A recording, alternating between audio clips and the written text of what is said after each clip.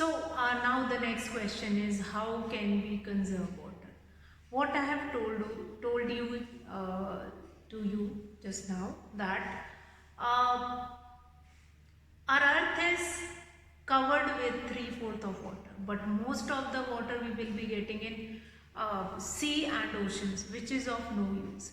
So how can we conserve water and later we can use that water for our use? Now only a small fraction of water available on earth is fit for use by human beings, animals and plants. So this is available in rivers, lakes and ponds and as ground. Now since all the areas of the country are not near rivers, that lakes or ponds are there to fulfill this requirement. Again, then rains are plays an important role to fill this ponds and lakes. So if we are not getting rain also in a sufficient amount, then we need to make different canal system from rivers. Again, there is certain part of our country where through canal also water cannot be reached. So we must aware of conservation of water, that how we can conserve water, whatever water we have in our hand, how we can conserve it. Now also more and more water is being used in agriculture also. Nowadays if you will find it out that different places, if we are going to talk about industries, different factories, agriculture, medical occupation, at a home we use an ample amount of water in those. Now the various ways to conserve water or minimize the wastage of water at home are as follows. Now turn off the tap immediately. Since these are the few conservation tricks which we can opt at a home. Along with that, we are going to do certain more steps that how we can conserve water. Now number one is turn off the tap immediately after use. Get the leaking tap repaired immediately. Take bath by filling up water in a bucket and not directly from the flowing tap. Wash the utensils by filling water in basin and not under the running tap. Use the water from washing rice, vegetable or fruits for watering the plants at home. Do not use a full flush from the cistern in the toilet when a half flush is sufficient. So there are certain points by which you can conserve water at your home. So now water is precious, that we all are aware, always we were talking about it, water is precious, we use it wisely. So along with that, all these steps which we can opt at a home, that is one thing. Along with that we can do many more things like rainwater harvesting, we can do it. Now rainwater harvesting, there are certain steps which we can opt for conserving water. One of this is rainwater harvesting. Rainwater harvesting. What do we mean by harvesting? Harvesting means when we do harvest. Harvesting we will be opt for agriculture only, that when we have a crop in our field, we harvest that crop. So similarly is there with the rainwater also. Now rainwater which is which is coming from atmosphere, from nature, and it is of no cost, that we will be storing and utilizing later, means harvesting it. Now what do you mean by, what is the literal meaning or the definition of rainwater harvesting is, that is the activity of collecting rainwater directly and store it in big tanks for later use, or making the rainwater percolate into ground more efficiently to recharge the ground, is called rainwater harvesting. Thus, there are two main techniques of rainwater harvesting. So remember the definition carefully: the activity of collecting rainwater directly and store it in big tanks for later use, or making the rainwater percolate into ground more efficiently to recharge the groundwater is called rainwater harvesting. Thus, there are two main techniques of rainwater harvesting. Number one, collection and storage of rainwater in tank for future use when there is a scarcity of water. Number two, to make rainwater percolate into ground more efficiently by constructing percolation pits and recharge wells so as to recharge or replenish groundwater. So there are certain techniques. One of the technique is that you will have a huge space where you can collect that rainwater, and that will be stored in a tank which can be utilized for later use. Now what happened in metro cities, they have huge areas over the building where the water will be collected, and through pipes that water will goes into underground tanks.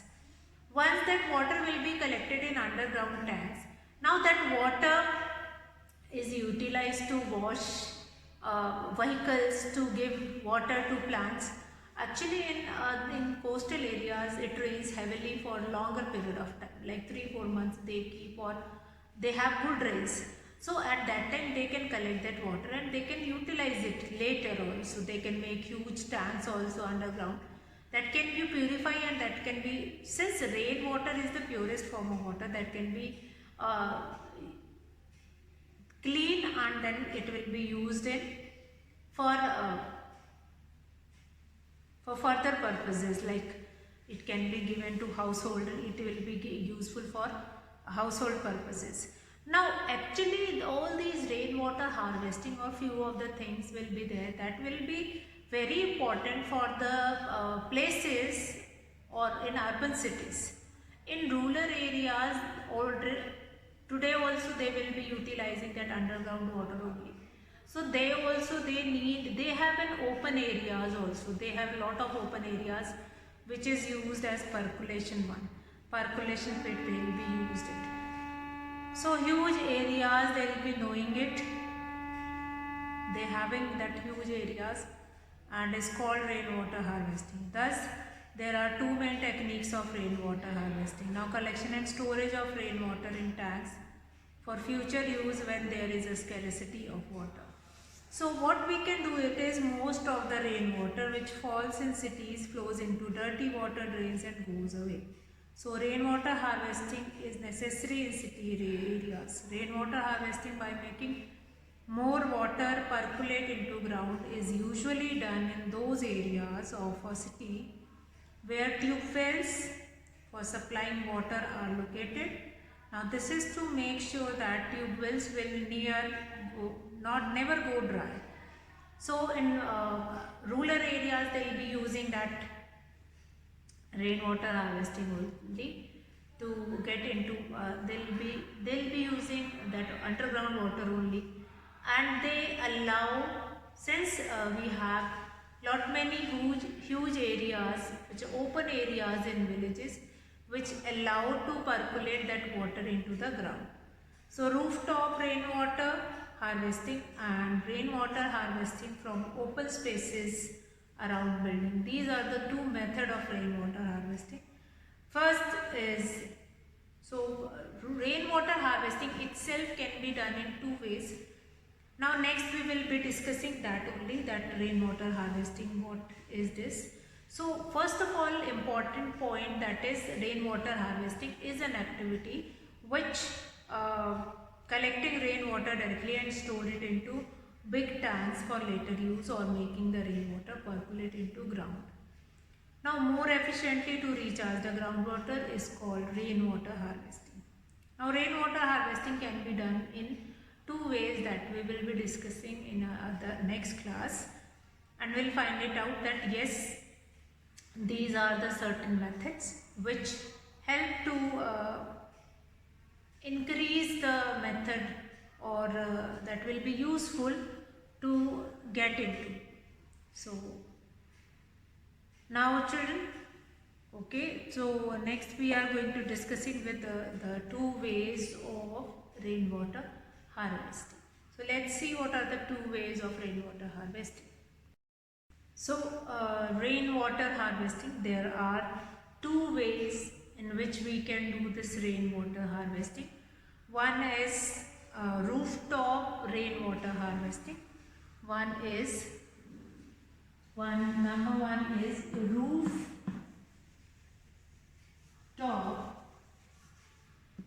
rainwater harvesting.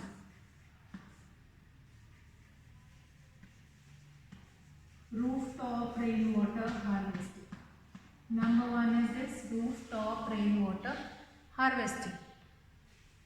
So what do you mean by this first method of rainwater harvesting? You all are aware of it, that how much water is important or water is precious. Every drop of water counts. So this all we have done now. Rooftop rainwater harvesting. What do you mean by rooftop rainwater harvesting? Rooftop means top or roof of a house that can be utilized as a collector of water, and through pipe it goes into underground tanks. Further, a pipe can be extended to percolation pits also, that how that water will be passed to a percolation pit also. Now rooftop rainwater harvesting can be done for two purposes. First, collecting rainwater falling on roof and storing it in big tanks for later use, or collecting rainwater falling on roof and making it percolate into ground to recharge groundwater. So for two things we can use this rooftop rainwater harvesting. Now the number one is rooftop means on a terrace of a house the water is collected, and the water which is collected at the roof, that will be allowed to percolate into percolation pit, means that can be absorbed into percolation pit. Now if the water is absorbed by percolation pit, then how it will work, like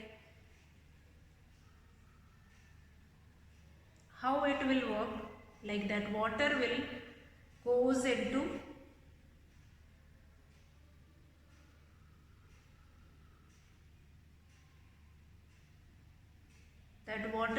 goes into this into underground and recharge the groundwater. And or other thing is, you can make underground tank, water will be stored there, and then that water will be utilized later. Now the water may contain soil particles. Now if we left that water in underground tanks, that soil particles or whatever impurities it contains, that will settle down, and then that can be utilized. Or that water goes into percolation pit, that will be increasing the fertility of the water. Now number two is what? That rainwater harvesting from open space around building. Rainwater harvesting from open spaces around building. Now in urban areas, basically you will find huge buildings. Now these huge buildings, they have lot many open areas in their surrounding. So what they do it is, they find it out, like they have different places in their open areas around the buildings. So the water can be collected over there, and that water will allow to collect on one place, and then that will be allowed to percolate inside the percolation pit, or it goes into underground tanks, and from underground tanks it will goes into inside the ground. Now the main purpose of rainwater harvesting. So the first one is rooftop rainwater harvesting, then rainwater harvesting from rain. This one is second one, rainwater harvesting from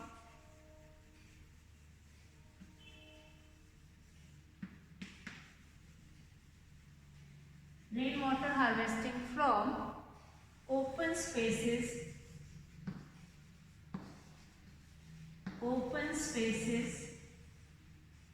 around buildings. Open spaces around buildings. So around buildings you have lot many open spaces, and that open spaces will be used to collect that water from that particular places, and then that will be allowed to percolate inside the ground. Okay, now what is the main purpose of rainwater harvesting? Is not to hold rainwater on the surface of earth, but to make rainwater percolate under the ground more efficiently so as to recharge or replenish groundwater. So the groundwater can then be taken out through tube wells, and when they require, the advantage of rainwater harvesting is that it increases the availability of groundwater. Groundwater, actually when this water which we collected from rooftop rainwater harvesting or from rainwater harvesting from open spaces around building, it will goes into under the ground, add on into water table, and that will increase that water table. Increase that water table will rise up, and then after the water table rise up, it will goes into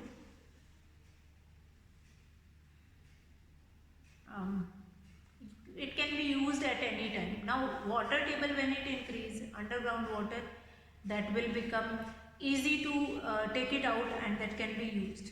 Now there are certain, like this, why we were focusing on rainwater, since you might have seen that in our country it is about 3 to 4 months when it rains heavily, and million trillion liters of water is coming on the surface. Now if the water goes into river, ponds or lakes, that smaller areas, like in rural areas we have open lands, we have open ponds also, wells also, where the water can be collected. But in urban areas where the population is more and we do not have that much space where the water can be collected and that can be sent to that particular area, then what happened? Then it happens that how rainwater harvesting from open space around building, that can be done. Now the main purpose of rainwater harvesting is not to hold rainwater on the surface of earth, but to make rainwater percolate under the ground more efficiently so as to recharge or replenish groundwater. Now the groundwater can then be taken out through tube wells and whenever they require. If the water table raises up, that will become beneficial for urban areas. Mostly in urban areas where the population is more and more, they will be suffering for this disease, for this problem, that they will not be getting sufficient amount of water. So this rainwater harvesting is an important topic, important process, important method for collecting water and supply it more. Now children, as you all are aware, okay, so this chapter 14, the last topic was rainwater harvesting. We have been finished with this rainwater harvesting now. You just go through this chapter 14, all the topic which we have done, that revision of this topic, or the whole chapter 14 we have done.